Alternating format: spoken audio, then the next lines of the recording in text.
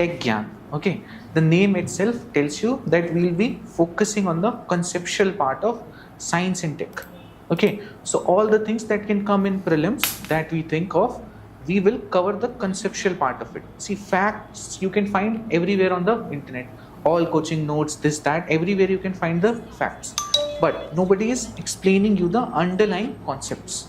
So we'll be dealing with conceptual part of things in depth. So our first topic that you must have read in the title is nano fertilizers. Okay, so let's just start it from the very basic. So you know something called agriculture. Okay, now in agriculture, over time agriculture leads to loss of nutrient in soil. This you know, agriculture over time leads to loss of nutrients in soil. Why so, by the way? Why so? Because this does not happen in forest, correct? In forest you don't have loss of soil nutrients over time, correct? Forest just goes on and on for years. You don't have to interfere with it. Now the thing is how agriculture and forest are different. Understand it in a very basic term. For example, this is soil. These are different layers of soil. Now in a forest ecosystem you have many different kinds of plants and trees. So trees will have their roots till very deep. So they will be taking nutrients from this part of the soil. Some other smaller trees will take from this part of the soil.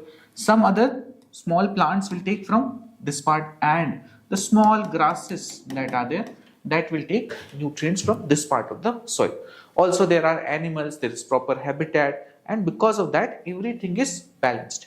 Now what happens in agriculture is, this is a soil. Now let's say I am growing paddy, or let's say I am growing wheat. Then what will happen? This is wheat, this is wheat, this is wheat, this is wheat. Now all of them will have almost same length of the root. So then what happens? This part of the soil becomes nutrient deficient over time, while the other parts still have nutrients, but it does not matter. So your soil becomes nutrient deficit in the top part, and then you have to apply fertilizers, this, that, everything. So that is why in agriculture, if we keep doing agriculture of crops again and again, over a time there will be loss of nutrients in the soil. This is clear. Now if this is so, then see, then there are two ways in which we can deal with this. Two ways to deal with this. First is you just leave the soil for some time. So leave for some time, left fallow for some time, you might have heard. So if you leave the soil for some time, what happens? The soil replenishes itself. Okay, so one way can be you just leave the soil itself, and the soil will over time replenish itself. The nutrients will come again. Simple process. Or you can leave it, or you can grow leguminous crops in them. This also does replenishment of nutrients. Why? Because if you know leguminous crops, for example peas, nuts, all these have rhizobium bacteria in their soil, in their root nodules. Now in those root nodules there are nitrogen fixing bacteria. So basically the roots look like this. Peas, okay, groundnut, all these nuts, peas, all of them have certain pods like this in their roots. Now on these lives something called rhizobium bacteria. Now rhizobium bacteria can fix the nitrogen and other nutrients. So it can fix nitrogen in the soil, and then the soil can be nitrogen enriched, and if you grow the next crop again, it will be having enough nutrients in the soil. Okay, so this is the thing, that either you leave the soil as it is or you grow leguminous crop once. That's why you might have heard that after a cropping season of, let's say, wheat or rice, then what they do in the old times, what they used to do, they will grow peas or nuts. Okay, what happens after this? Because of the leguminous crops, they gain nutrients back. correct? So this is one way of doing this. Now, but this way, what is the problem with this way? The problem with this way is this process is actually fairly slow, correct? Why it will be slow? It will be very slow. Why it will be slow? Because you are, whatever you want to grow, let's say you want to grow rice, then you have to leave it for some time. So that is not financially wise decision, correct? Similarly, if you have to grow some other crop, then also it slows down the process. So this is a slow process. Okay, over months you have to grow another crop to get the nutrients back. Okay, now other way is of using NPK fertilizers. NPK fertilizers, nitrogen, phosphorus and potassium. These are the three macronutrients that the plant needs. These are the three main nutrients that the plant wants. Now, one way of doing this was using this, and the other way is using chemical fertilizers like NPK fertilizers. Now, this you might have heard by the name of urea, DAP, all those are examples of this. Now, there is something good about them. What is good about them? So, good about them is this is a much faster process, much fast. Okay, in fact, when you give them to the soil, immediately it can be absorbed by the soil and can be used by the plants. So this is very fast. Now, but there is one advantage to this natural process, which is this is much more sustainable. While this may be fast, but first thing, this is not very efficient. Why not very efficient? Only 30 to 40% of whatever you apply is absorbed by the plants. So what happens to the other 60%? Other 60% is just lying around on the soil. So this is very fast but not efficient. Also, this has a lot of, this is called lot of environmental damage. Correct? You might have heard fertilizers causing this damage, that damage. So all these damages are caused by these NPK fertilizers. Now let's first see what are the issues that are created because of them. So let's see. So first issue, all parts of the environment that you can think of is getting affected by them. Okay, now see, so air, how does air get affected?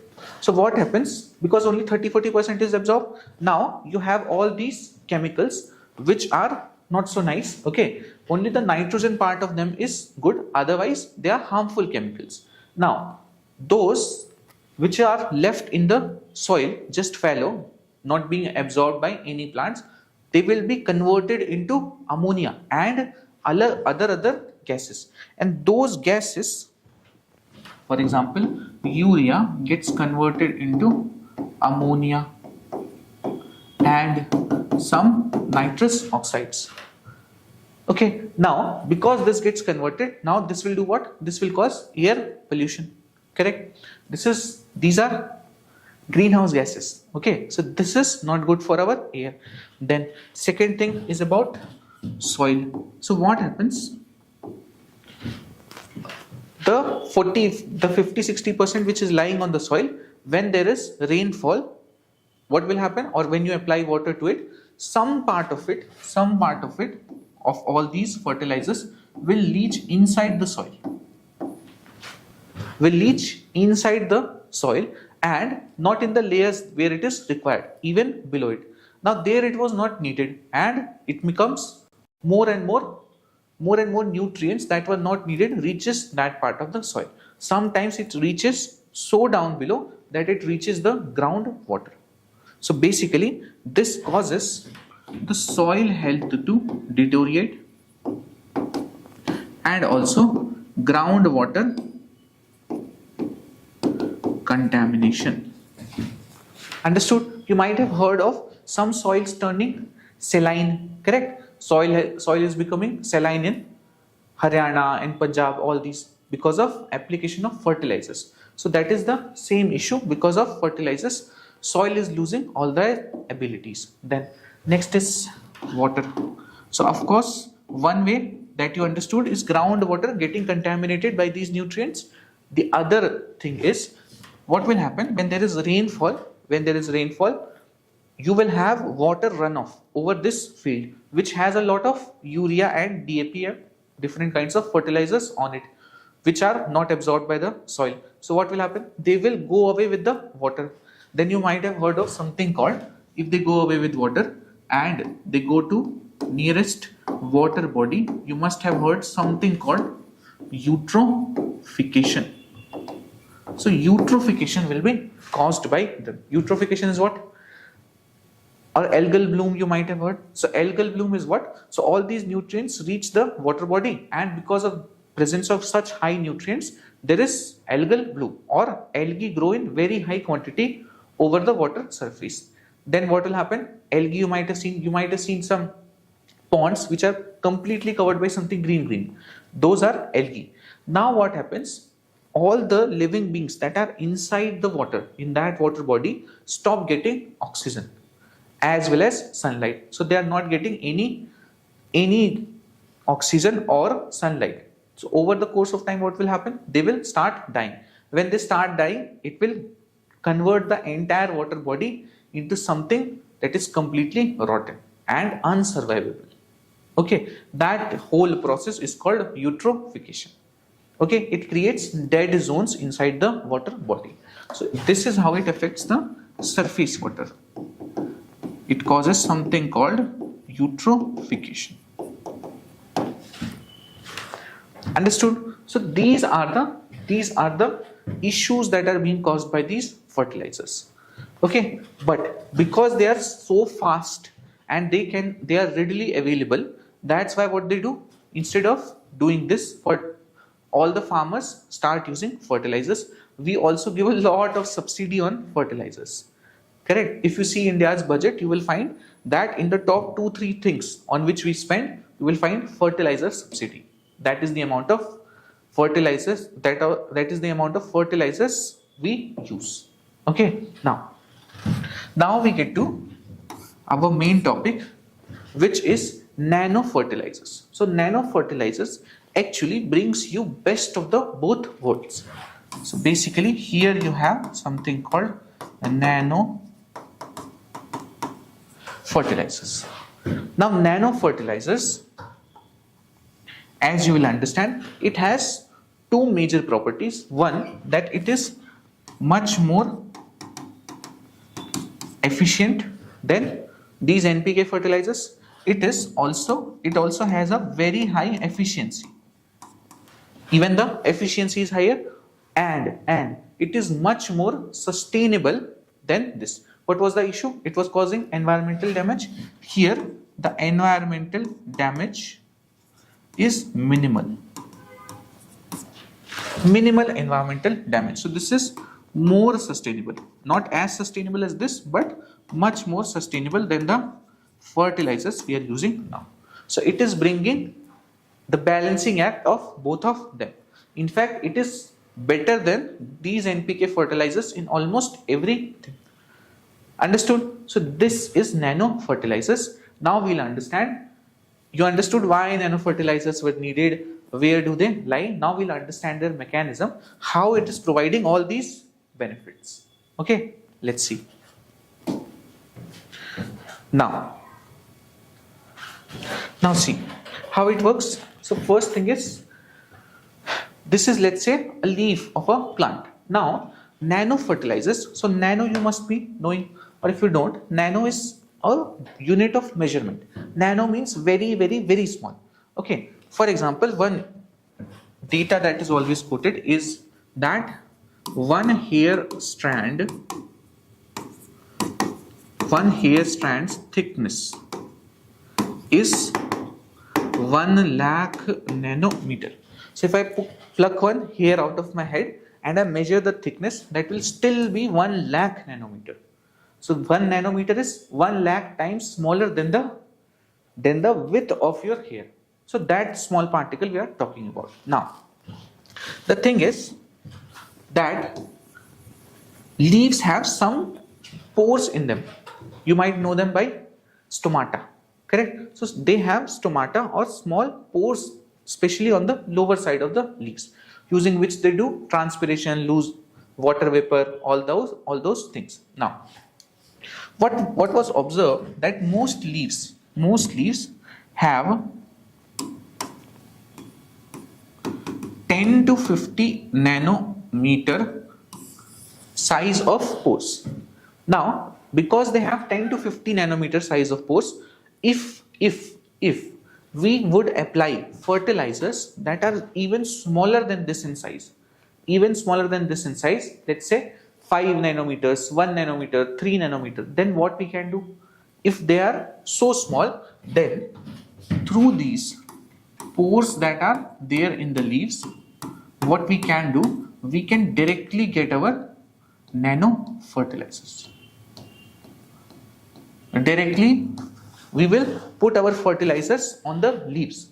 Now, generally how urea and all these are applied, they are generally just thrown in the soil, and then the soil absorbs it, or the roots of the plant absorbs it slowly. Most of it is not absorbed and left on the soil. This is the normal method. Sometimes they are also mixed in water and then given to the plants. The absorption rate increases slightly, but still most of it is still left on the soil. But eventually, you see, where do you need these nutrients? All these nitrogen, phosphorus, potassium, where do you need them? You need them in the leaves. This is the only place you need them. So now, instead of throwing it in the soil where it is absorbed very slowly, instead of doing that, what we can do using nano fertilizers, leaves have enough space to take the nano fertilizer in. So we directly give it to the leaves. Directly we apply nano fertilizer to the leaves, and the leaves through its stomata is able to absorb it. Okay, so this is first point, that is these are the leaves. Nano fertilizers based on this particular leaf have been made in the labs. Then you do what? Then you spray these nano fertilizer on the leaves. This process is called foliar spraying or foliar application. Foliar means direct applying on the leaves. So foliar spraying is done, so it is absorbed by the leaves. Then what will happen? Leaves are directly getting the nutrients. This process first will be much more effective. Why effective? Because leaves are directly getting the nutrients. Then second advantage will be that if you're directly giving it to leaves, then all that which was lost in the soil, 50-60% that was not getting absorbed, what was getting absorbed by the roots was not reaching the leaves, all those middlemen kind of situations are gone. So this will be much more efficient also, correct? Because this is so efficient, it will require less dosage. It will require much less dosage. Now, if it requires less dosage, then even though it is made up of, let's say, same compounds, that is urea, DAP and all that, but because it is being used in such a small quantity rather than using it in a large quantity. Why they have to use large quantity for those fertilizers? Because they knew that if I throw 100 gram on the soil, only 30 gram would reach my plant. So if I want to give 30 grams to my plant, I have to throw 100 grams to the soil. But here I know that if I have to give 30 grams to my plant, even 30 to 35 grams is enough by foliar spraying, because almost all of it is absorbed. Correct? So that is why you require much less dosage. Now, if much less dosage is being required, this is more environmentally sustainable also. Correct? Because very small dosage, that also is completely absorbed, so it will not cause any environmental pollution. Okay, and last is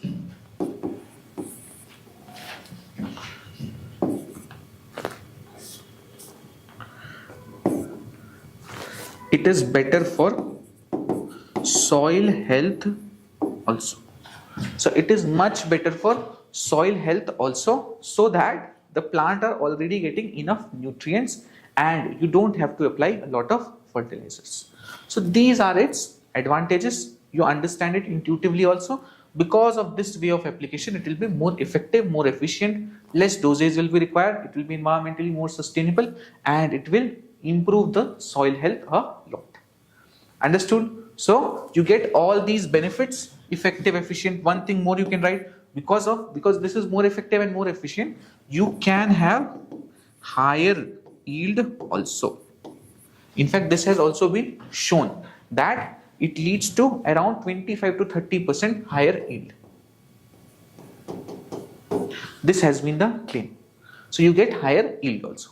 So you're getting all these advantages because of something called nano fertilizers. Okay, now last thing is this. So India has indigenously produced this. So understand, there are Western countries which came up with the conception of nano fertilizers. We can make something like this, all that they came up with, but it is this organization from India called IFFCO. Okay, Indian Farmers and Fertilizers Cooperative. This organization came up with the world's first commercialized nano fertilizer. That was nano urea. Okay, so first commercialized version of nano fertilizers is what came from India, from IFFCO. Now you can see it here.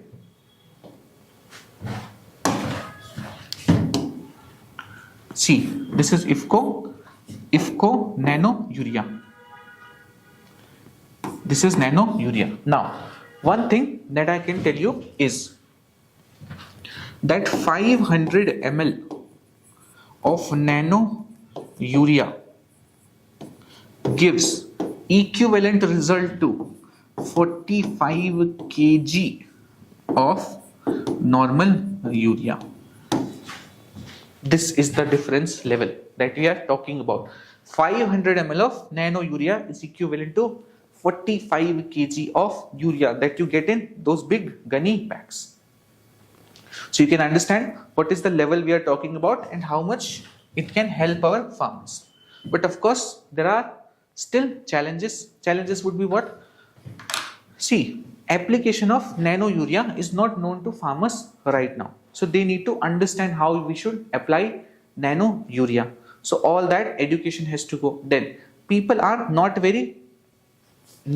do not have a lot of trust on it. That is, we are applying it directly on leaves, such small quantity, will it work? Because they are habitual of using urea. Another issue that we have is we have a lot of urea and DAP based subsidies. Now because they are subsidized to such an extent, it makes them economically viable for the farmers. Okay, so that is why they keep using it. If we remove the subsidies, then of course, then this can be promoted in a much better way. But the first thing that will happen if we remove all the subsidies from normal fertilizers is there will be a lot of protest. Okay, so that no government can really take. So that is issue with respect to why we are not seeing widespread use of it, but government is focused on it. It is still doing a lot more trials. So we are first doing a lot of trials in different fields to get to the best product that is possible. So we have right now made nano urea as well as nano DAP in the liquid form. Okay, so this is it. This is it for nano fertilizers. Hope you understood everything from the start, that is from agriculture, why it is different, and starting till there to why from the traditional fertilizers we must move to nano fertilizers, and eventually what are the benefits, and the first one that has been made by India and has been commercialized. Okay, so that's it for this one. Please subscribe to the channel and continue watching this series. Thank you.